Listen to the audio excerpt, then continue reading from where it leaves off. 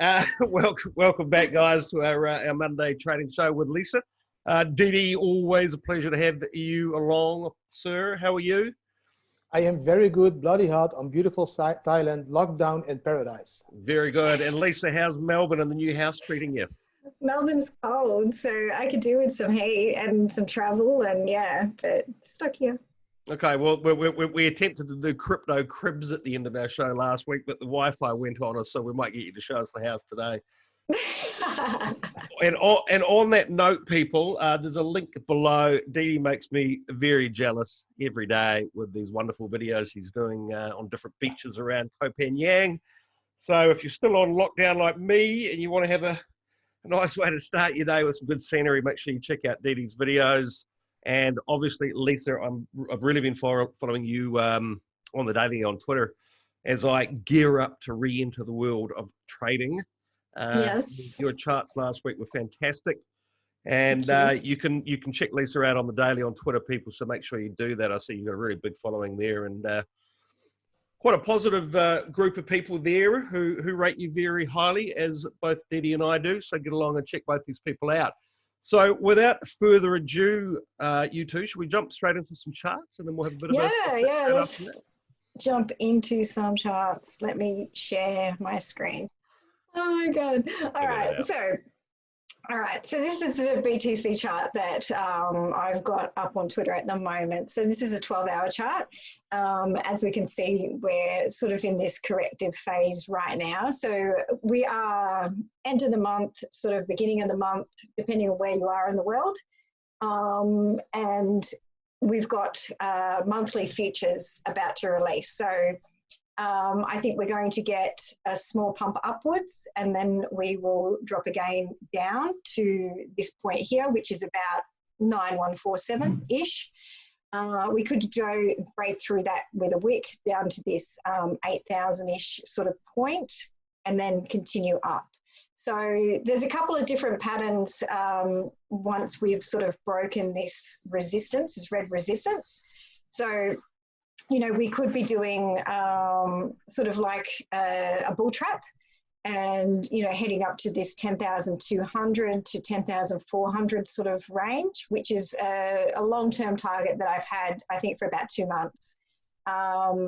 So, and that would sort of trap a lot of the bulls in there if they don't know what they're doing, because I've seen a lot of people on Twitter say that once it gets to this, breaks over this resistance, the red resistance, they will buy. So, you know, if a lot of whales know that that's going to happen, you know, we're going to get this short-term spike up here, and then the whales are going to take it down. So what do you say, Lisa? People should stop saying what they're going to do on Twitter?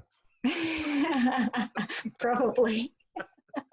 Didi, I see you mopping your forehead there. Are you nervous about the price? You got any questions at this point? I am sweating. No, I've been watching this chart like for a week already. The day that Lisa posted it, I used it in one of my videos because I was interested in this Elliott wave.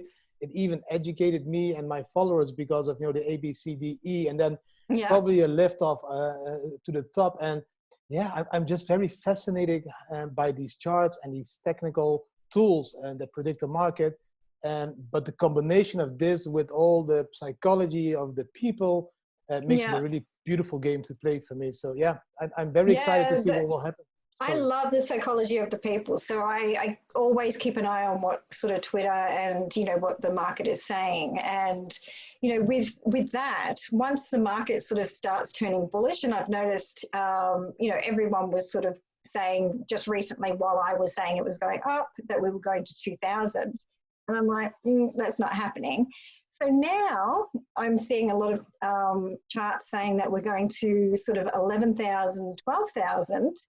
And I'm just like, okay, we're going to go down short term.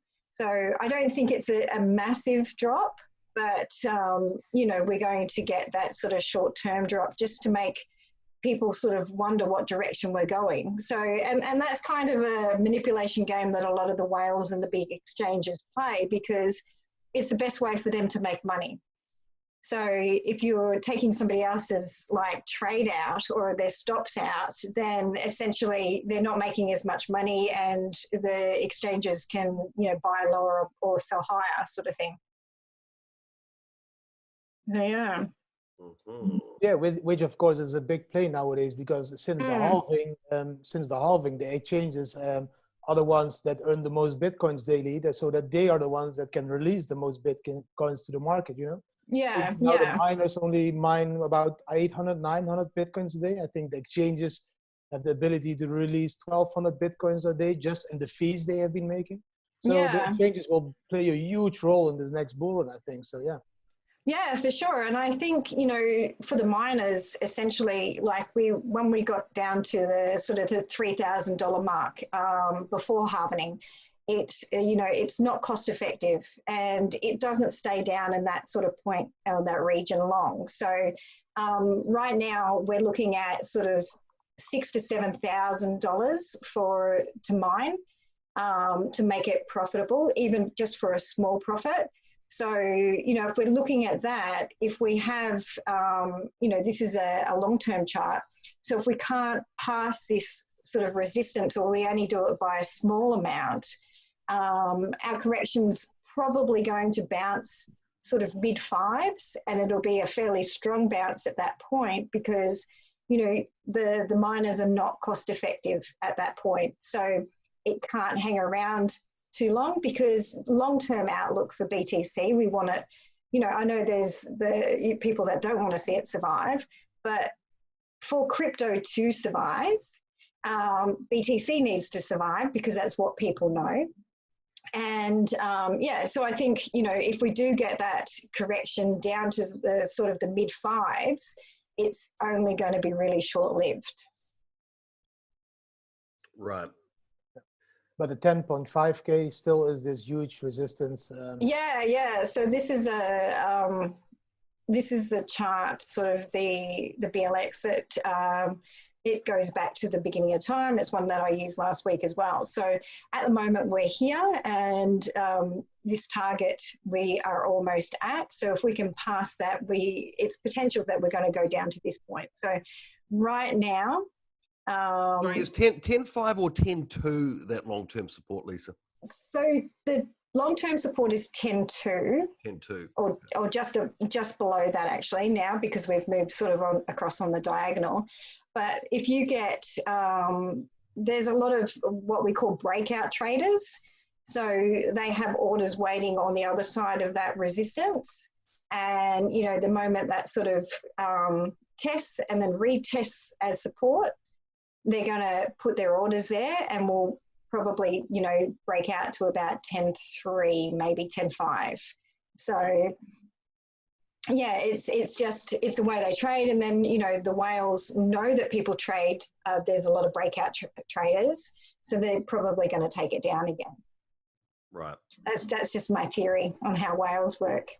Okay. What's the other, the green line there? It's around the 9.3 figure, roughly, looking at it? Oh, that's a long-term support. So within that region, okay. Which is what we've been sort of hitting around. So yeah, so we've got, at this point, we had a bullish pivot, which was about 8.425 from memory. Yep. So, and we were watching that for quite a long time until we actually broke it. And then when we came down and retested, it held, and it's held until this point. But the critical sort of area now is that breaking 10.5, if we can break that, then essentially we may not drop down to the fives. So, that's kind of our next pivot within this area and within this region. So yep. If whales want to take it up now, which I don't think is the best way to go, because I think, gaining liquidity from lower areas, whether we go down to the fives or not is a different thing. We may only go down to that bullish pivot at 8.5. Mm-hmm. So, and then take it straight back up so that the miners remain profitable. Okay. A silly question here. Grayscale, which is obviously a regulated company in the US, have obviously been buying up a ton of Bitcoin for quite a while now, and they've sort of increased that.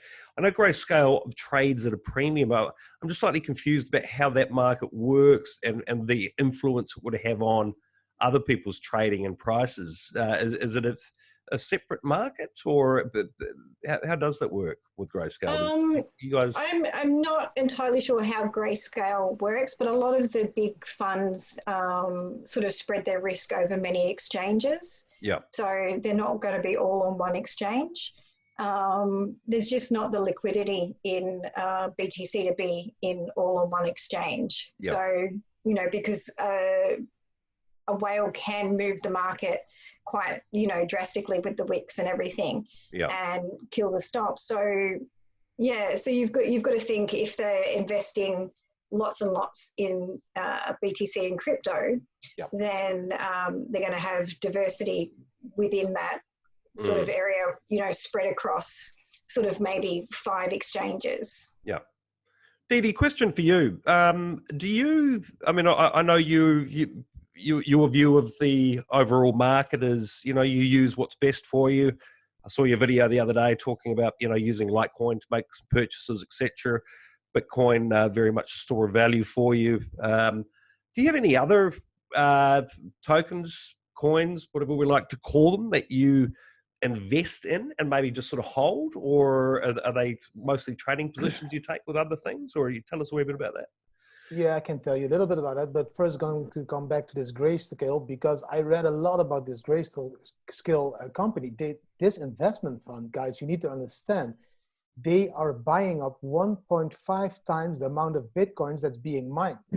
So they are buying all the Bitcoins at the moment that are being mined, plus extra. Oh wow, okay. So that doesn't leave a lot of Bitcoins left for all the other institutional investors. Yeah. I believe this can really lead to this new kind of FOMO among these institutional investors. Like we, the retail investors, had this FOMO, you know, this fear of missing out in 2017. Yeah. I think that Grayscale buying this amount of Bitcoins every single day will lead to FOMO, because no institutional investor wants to miss out, and they are missing out.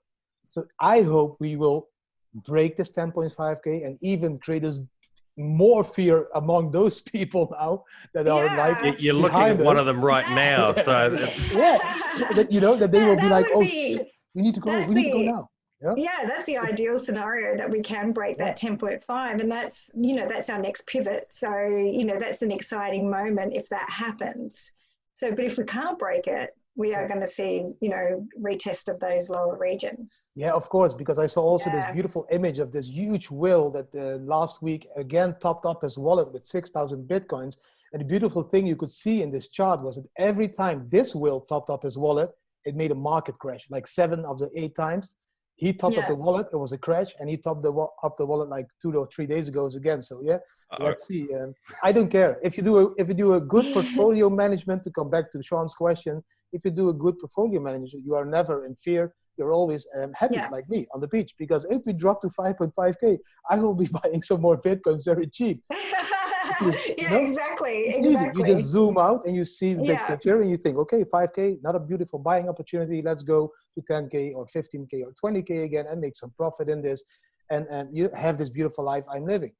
I diversify my portfolio a little bit more nowadays, indeed, Sean. So I always hodl Bitcoin, Litecoin, Ethereum. I don't know why. I think because I'm an old school guy and still have this belief in these three. I'm Bitcoin, BSV, and Ethereum. So yeah, so for me that's something I have always, and I just try to play this trading games like in a bigger time perspective, because I don't have the time to do it daily anymore. So yes, I bought some Ethereum.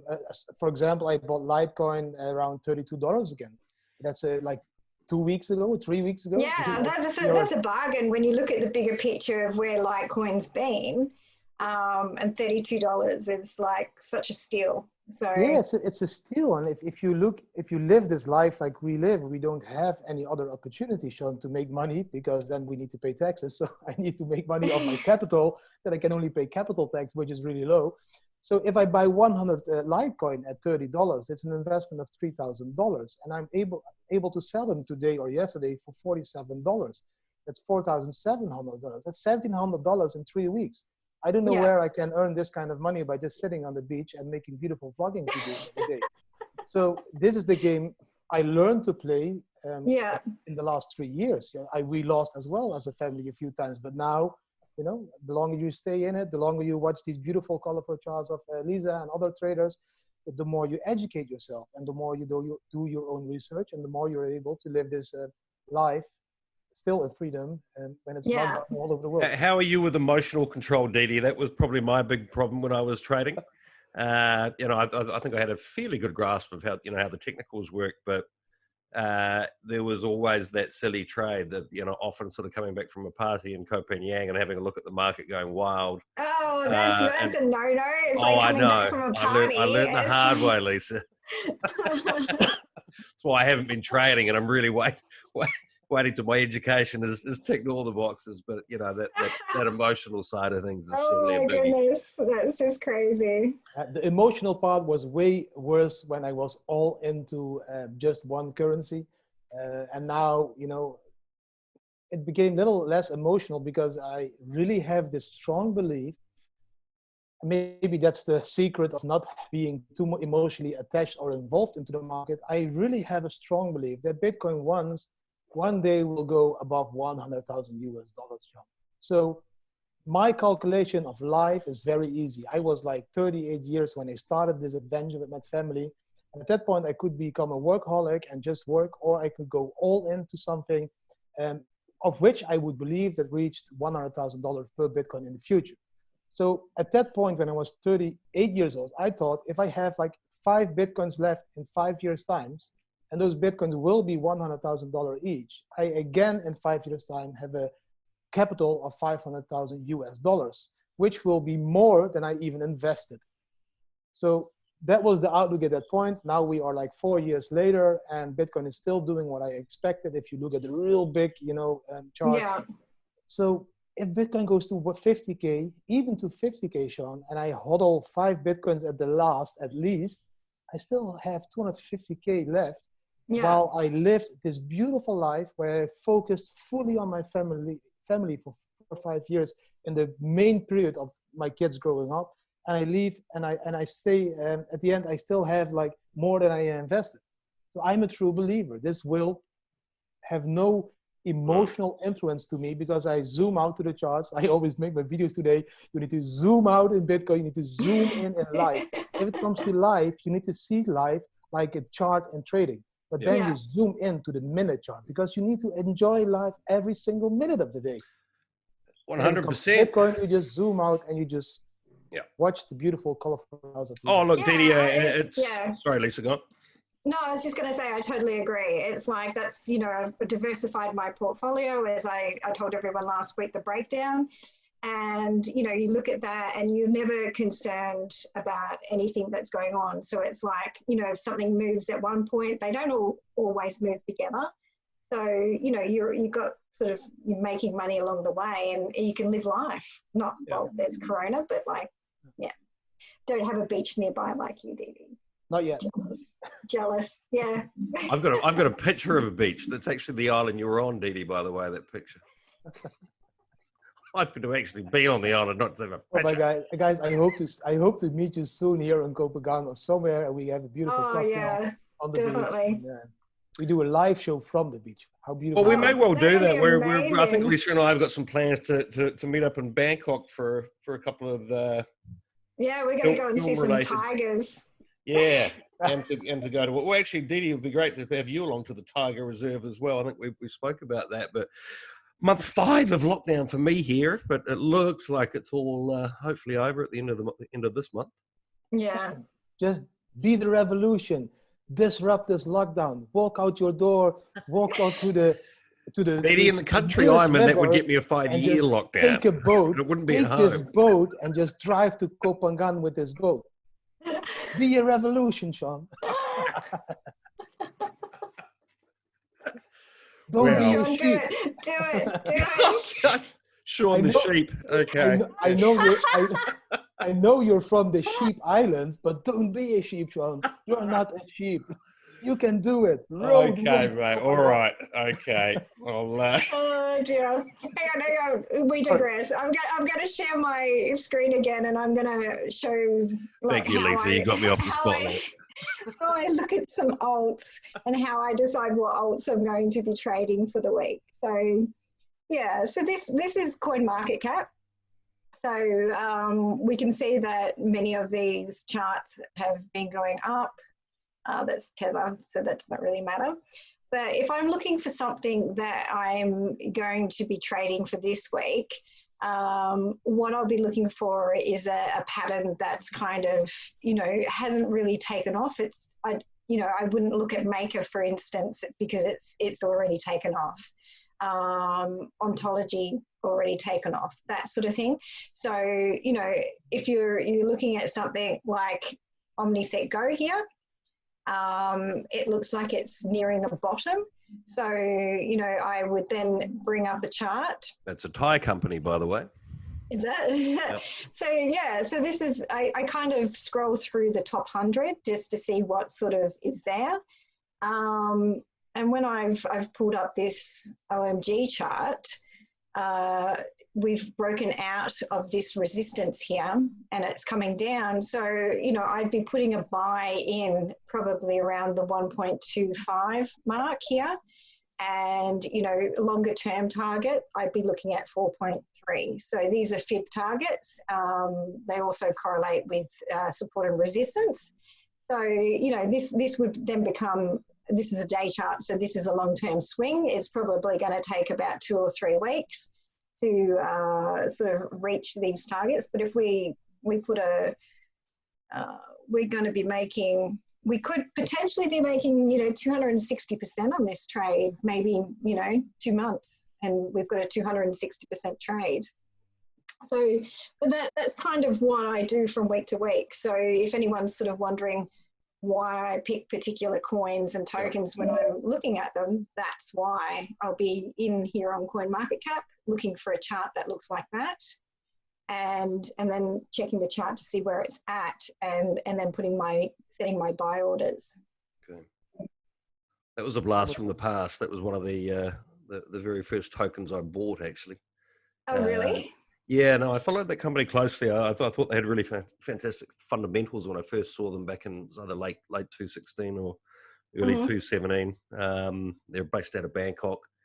Yeah. On that note, people, make sure you subscribe to this channel, not only for this fantastic content, but I've got a new show that I'm doing that's looking very much at the fundamentals with a guy who's 20 years in fintech and traditional finance. Our first guest was a guy called Scott Stornetta. We'll be posting that interview tomorrow. And really the interesting thing is, obviously this is fantastic for me to really learn about the technical analysis of these charts. And in this other show, I'm really doing a deep dive into what's happening sort of from a fundamental perspective in the adoption of blockchain.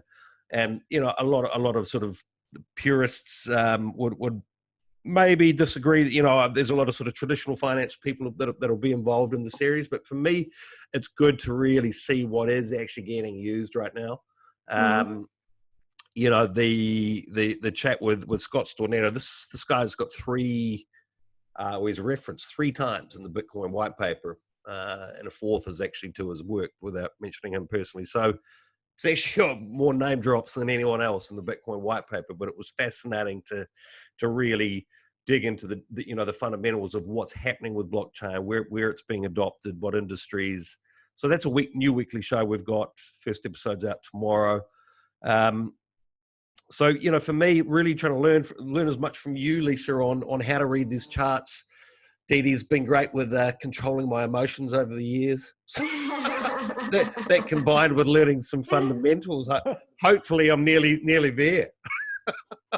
Almost there. I tend not to look at fundamentals too much because the chart kind of tells you what's going to happen anyway, whether it's going to be, sort of a good investment or a bad investment. You can sort of see that mostly in the chart. Not always, but mostly. Yeah. I agree. Could you pop up that? Sorry. Could you pop up the chart again, Lisa, with CoinMarketCap? I want to check one coin if possible.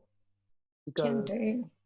I've been reading some news about that coin now, and I'm thinking, like, is the news still influencing the chart? It's called Enjin. Oh, yeah. Yeah, that has been moving around. Yeah, because go. now Enjin they, coin. So here, so we're starting to curve up on that one as well. So that one's probably another one we could get, quite a nice bounce on that one. yeah, because they So, just announced they're going to work together with Minecraft, and I think Minecraft is one of the biggest games in the gaming industry. that's massive, yeah. And they are enabling now this Enjin blockchain wallet connection to Minecraft, so people can start to use cryptocurrencies in Minecraft. And so I was wondering, it already had a 4% pump. Yeah, so that's a small sort of rise at the moment, but we're sort of dependent on what BTC is doing in the immediate sort of future. So a lot of these coins and tokens are not going to have huge movements. They may do with news like that once that news sort of gets sort of around. News takes about 48 hours to 72 hours to sort of hit the market. And then they sort of take off. So Enjin might actually be one that I will be looking at. I'll have a look at that one today and post some charts and see what I think. So if we go in and have a look. So it's had, short term, it's had quite a nice sort of rise. We should go into a minor correction here and then continue up. So yeah, but it looks to be above sort of resistance points right on this chart. So, but yeah, I'll post a more detailed sort of view on this one on Twitter later on. So yeah. Thank you. Yeah, you're welcome. Fantastic. Yeah, there's been a lot of requests from our last show, Lisa, to look at a few. Everyone always wants the the hot pick, I suppose, but it is true what you're saying. Reading a chart isn't so much about that, is it? Yeah, so maybe it's some fundamentals that would tip you off to it, but then well, possibly, but that sort of moves into the chart, like as to whether it's you could, when a chart sort of hits support, it normally sort of hangs around there if there's nothing happening in the fundamentals, and it's a point where you've got to be sort of patient and just wait, and it sort of just hovers around that point until news or something comes into the market, and then it moves. It's normally, once it gets to a certain point in the chart, it's going to make a move. If it breaks that point, then okay, this isn't a good sort of coin or token because it's not doing what it should be doing in this chart. So, I'll normally make a mental note of that and not trade them anymore.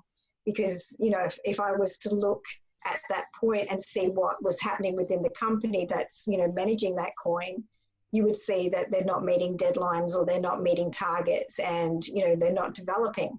So, and that usually shows when the chart doesn't go the way it's meant to go. So because if you look at these currencies Lisa is talking about now, you have these bottoming out currencies and which would be a perfect buy. But if you also look at the market and you know that this market is partly being made by market makers, do you think, Lisa, these market makers trade exactly what they want to see? So they want to see this coin going down and then they start to market make and push the coin up? Or is it really this like normal people that are pushing these currencies into this new high? I think, when you've got the coins that are gradually sort of going down, I think that's a good thing because that just means that, the normal retail investors are getting impatient and they're selling along the way. So it's when you see the charts that have the giant wicks that you need to worry about. They're the ones that have the market makers going in and, pumping and dumping, and they're not a chart that I would ever trade. So, it's not a healthy chart because it's like somebody's come in and they've gone, I'm going to just pump, so much Bitcoin into this chart or US dollars into this chart and, push it up here. And then, the FOMO kicks in within the market and then they take it straight back down again. So, if you ever see that on a chart, it's like steer right away from it because while you could make some really good short-term money if you are skilled at, putting your orders in at the same time. And you need to have an exchange that allows you to set those orders which is a one OCO order, which is a one cancels the other. So if it does go the opposite way, you're, trading and you're hitting those targets and selling at that point. But so what I look for in those charts is a consistent chart, one that's either got a consistent fall or a consistent sideways correction. And that means it's a healthy coin and it's going to hit the targets that I'm looking at. So, yeah. Okay, excellent. So where are we now? We're 45 minutes. We'd planned on trying to do half-hour shows, Lisa. It never seems to happen. It never seems. You just get me talking and talking and talking. So yeah, anything else we'd like to cover before we finish up today, guys? How's life treating you both? Life's pretty good, actually. So yeah, if You I look can stay happy. away from Twitter trolls, I'll be fine. So yeah. Yes, not only do you get great charting when you follow Lisa on Twitter, but there's always lots of other interesting content that seems to pop up as well. Oh, there is. There's me yelling at people lately. Yeah, Didi. So how's life for you out there? I saw you unloading a golf cart on YouTube the other day, which was hilarious to watch. It is hilarious because that was like this real Bitcoin maximalist luxury problem where this guy that has a lot of Bitcoins buys himself a golf cart, like a 6-person 4x4 golf cart to drive around this island. And then he orders this one in China. It gets delivered to Bangkok. Then it's being loaded up into this truck to this island of Koh Phangan. Without that, these people think about how can we unload this car in Koh Phangan because there is no forklift truck over here. So they came onto Koh Phangan with this big truck, and this huge golf car, like 600 or 700 kilo golf car, was in the truck in an iron cage. And we all started staring at it like, okay, so how are we going to get that one out without any, tools? So we came with this bright idea of tying this truck with this huge strap bands to electricity poles, and then have the truck just drive up forward, so that then these how do you call this? These straps would pull the cage out slowly, and then it would like flip over and fall partly on the ground. That was the only option. Goodness. It was getting dark. Yeah, Didi and his friends have got a golf cart now, but the island's got no electricity. That's why he's patting his head down.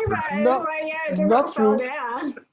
Not true. It worked. It worked. The car started driving. The cage shifted out, fell partly on the ground, and then we just opened the cage, and then we let the golf car just roll out beautifully. And now we have a beautiful golf cart. Yeah, it was a cool story. And life is not bad on Koh Phangan, Sean. It's a small island. We didn't see any COVID issue here, and we are just, restaurants are opened, the bars are opening. It's like Koh Phangan in 2001 when it was really still a beautiful, untouched island with not too much tourism. And that's what we feel now. But I need to be completely honest. I will keep it short because my kids, we all had their birthday this last month. Jolie is becoming 15, the other one 13 and 10.